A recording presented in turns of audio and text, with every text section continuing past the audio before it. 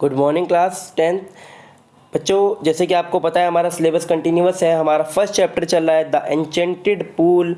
बच्चों उस चैप्टर को आज हम लोग आगे डिस्कस करेंगे, ठीक है। तो आप जिस बच्चे ने लास्ट वीडियोस नहीं देखे उन वीडियोस को देखें और अच्छे से समझने की कोशिश कीजिएगा। बच्चों एक इंपॉर्टेंट इन्फॉर्मेशन है आपके लिए। आपको पता होगा गवर्नमेंट ने आपका 30% जो सिलेबस है वो रिड्यूस कर दिया है। उस सिलेबस को भी मैं आपको बताऊंगा वीडियो के लास्ट में, तो वीडियो को एंड तक देखिएगा। पहले हम लोग कुछ टॉपिक डिस्कस कर लेते हैं। जो हमारा टॉपिक चल रहा है द एन्चेंटेड पूल, उस चैप्टर को लगभग आज हम लोग खत्म करेंगे। उसके बाद हम लोग आगे डिस्कस करेंगे, ठीक है। तो जो हमारा पैराग्राफ था बच्चों, पैराग्राफ नंबर 3 हमें आज डिस्कस करना है। 4th हम डिस्कस करेंगे, 5th डिस्कस करेंगे, लगभग जो है चैप्टर को ख़त्म करेंगे।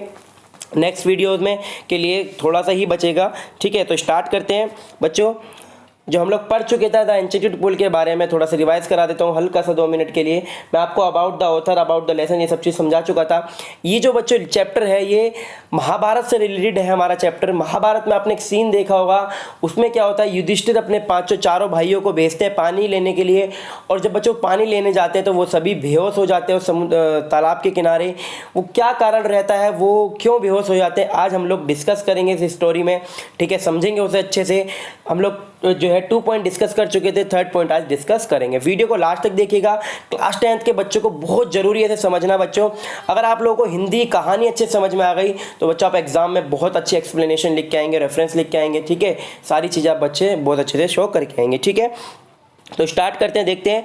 It did not take Yudhishthira a moment to understand that these could be none other than the words of Yaksha and guess what happened to his brother, ठीक है।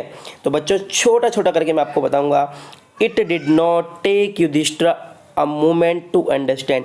बच्चों उस मोमेंट पे युधिष्ठिर को कुछ समझ में नहीं आ रहा था, वो क्या डिसीजन ली, that this could be none other than, कुछ भी द वर्ड्स ऑफ यक्षा, जो यक्षा उन्होंने बोला, यक्षा ने उसको समझाया सारी चीज़ें। एंड गेस उन्हें लगा what happened to his brothers, उनके भाइयों के साथ ऐसा क्या हुआ कि वो सारे मूर्छित पड़े हैं, सारे बेहोश पड़े हैं।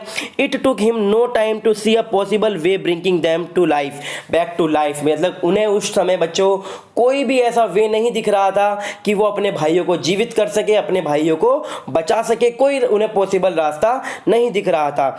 ही said to the bodiless voice, यानी कि बॉडीलेस वॉइस मतलब जो बच्चों उन्हें आवाज आ रही थी, अदृश्य आवाज जो उन्हें आ रही थी, उन्होंने उससे कहा प्लीज आस्क योर क्वेश्चंस, जो तुम्हारे क्वेश्चन है मुझसे पूछिए, प्लीज अपने क्वेश्चंस को पुट अप कीजिए, शायद ही मेरे भाइयों की जान बच जाए। क्योंकि उन्हें और कोई रास्ता उन्हें समझ में नहीं आ रहा था। क्योंकि मैंने आपको लास्ट वीडियो में जो समझाया था उस स्टोरी को ही मैं कंटिन्यू कर रहा हूं।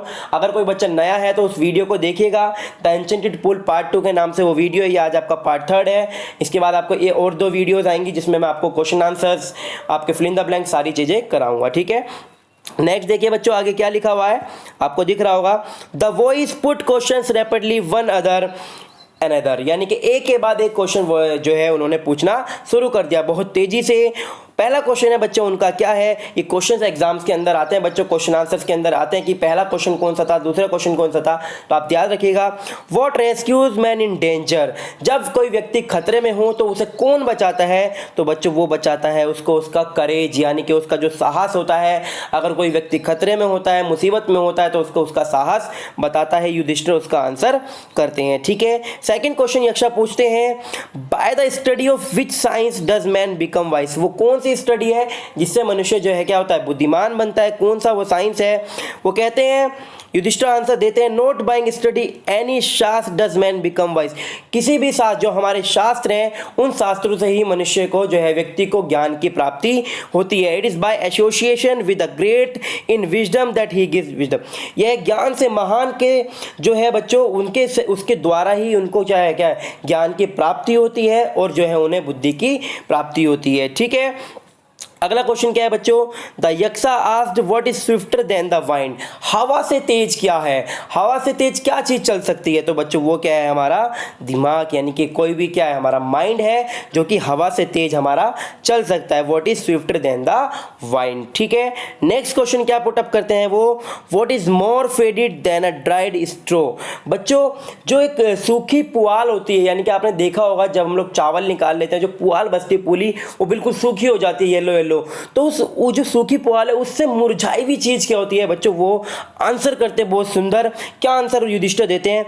ए सोरो स्ट्रिकन हर्ट। ए सोरो यानी किसी व्यक्ति का बच्चों जो दुख में दिल होता है, यानी कि जब किसी व्यक्ति का दिल बहुत दुखी होता है, मन बहुत उदास होता है, वो चीज़ जो है बहुत ज़्यादा सूखी हुई प्रतीत होती है। यानी कि एक सूखे हुए पुली से भी ज़्यादा वो चीज़ सूखी हुई महसूस होती है जब कोई व्यक्ति दुखी होता है। ठीक है, तो ये क्वेश्चन आपको समझ में आया। ये क्वेश्चन सारे पुटअप कर रहे हैं यक्षा, किससे बच्चों? युधिष्ठिर से।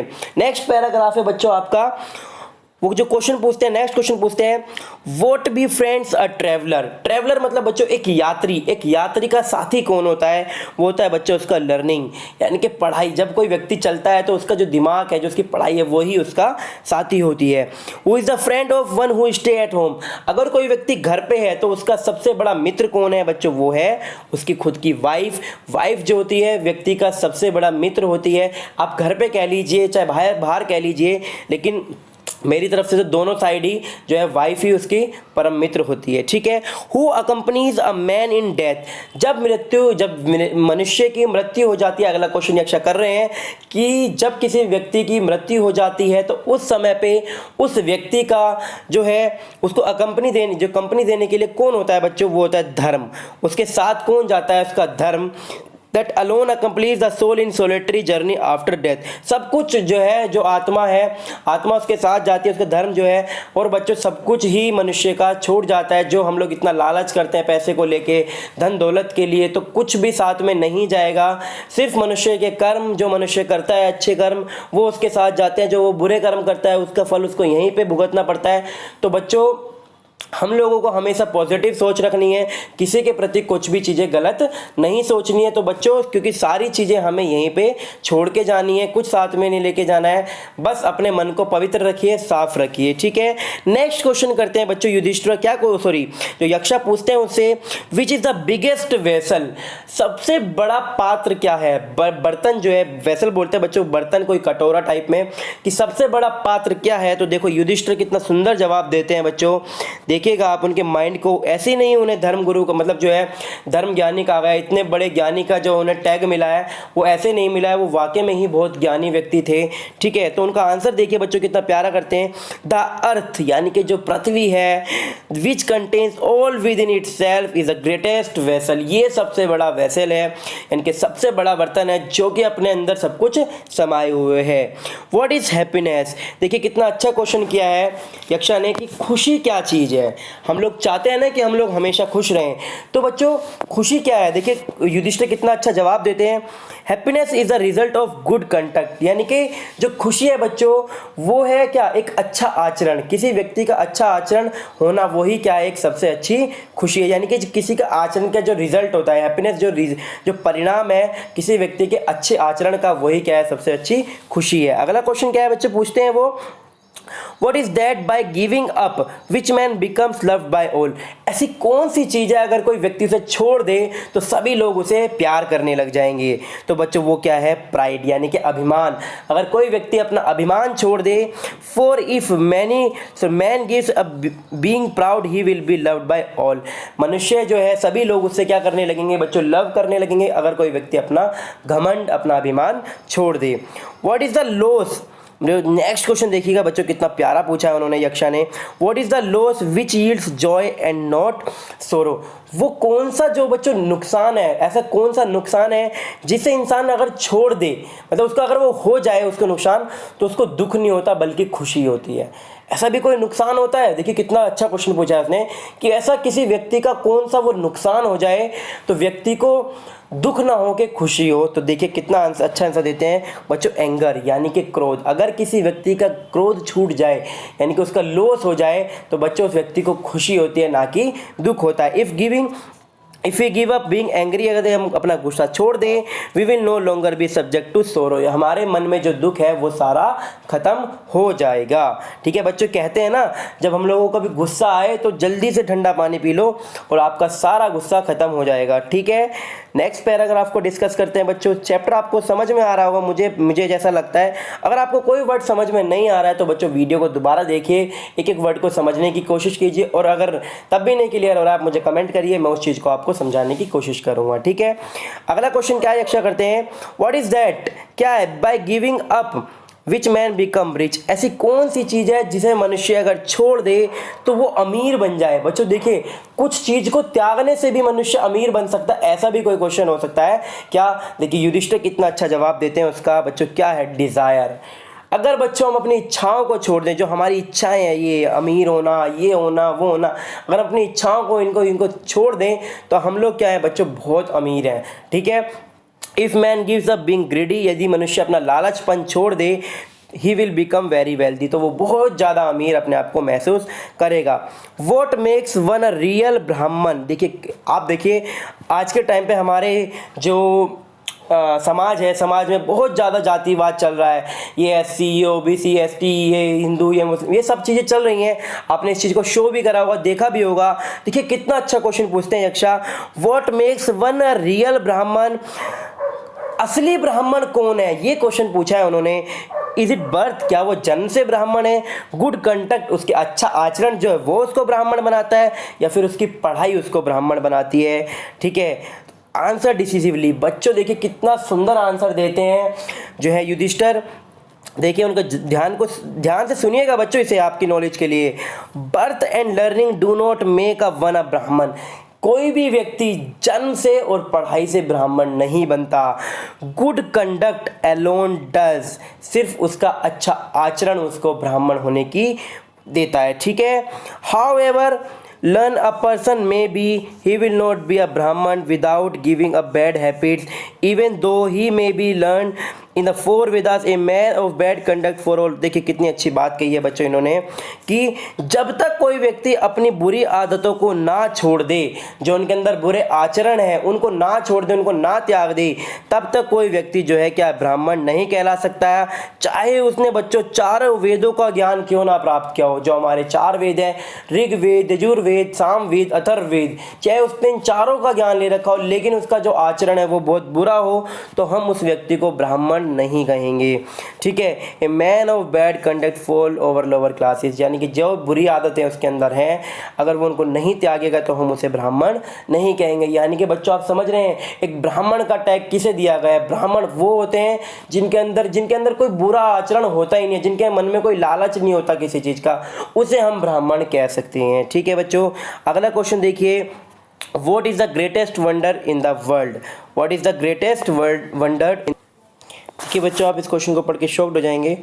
What is the greatest wonder in the world, बच्चों इस संसार में सबसे आश्चर्यजनक चीज क्या है।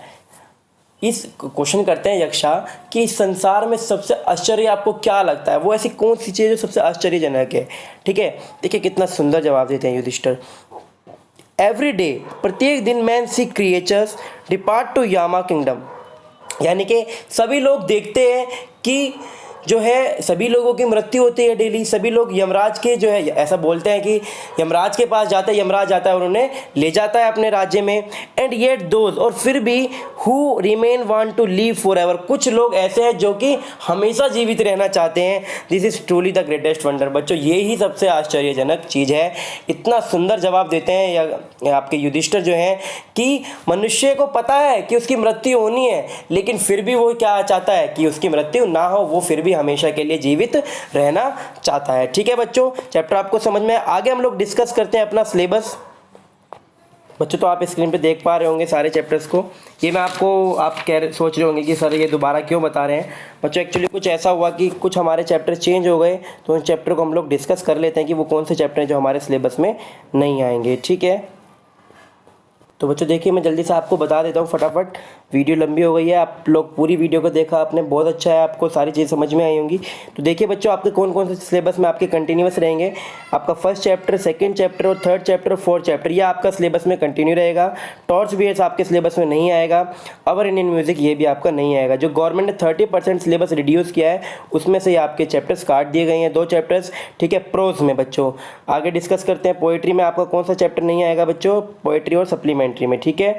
आपका बच्चों इसमें जो है आपका फर्स्ट चैप्टर कंटिन्यू रहेगा, सेकंड भी और थर्ड भी, लेकिन आपका फोर्थ चैप्टर सिलेबस से हटा दिया गया है, ठीक है। आपका सप्लीमेंट्री में फर्स्ट चैप्टर भी आएगा, सेकंड भी आएगा और बच्चों थर्ड आपका सिलेबस से हटा दिया गया है। इस तरीके से आपका सिलेबस रिड्यूस किया गया है। आपको उम्मीद करता हूँ आपको सारी चीज़ें समझ में आ गई होंगी। जो बच्चों फॉलो करता है, जो बच्चों सारी वीडियो देख रहा है, मुझे नहीं लगता उसे कोई चीज़ें ऐसी जो है नई समझ में आ रही होंगी। अगर नहीं समझ में आ रही है, मैं तो आपसे बोलता हूँ कि आप मुझे कमेंट करिए, बताइए कि क्या चीज़ आपको क्लियर नहीं हुई है। बच्चों प्रॉमिस करता हूँ आपको सारी चीज़ें समझाऊंगा, ठीक है। ओके बच्चों, बाय, मिलते हैं नेक्स्ट वीडियो में।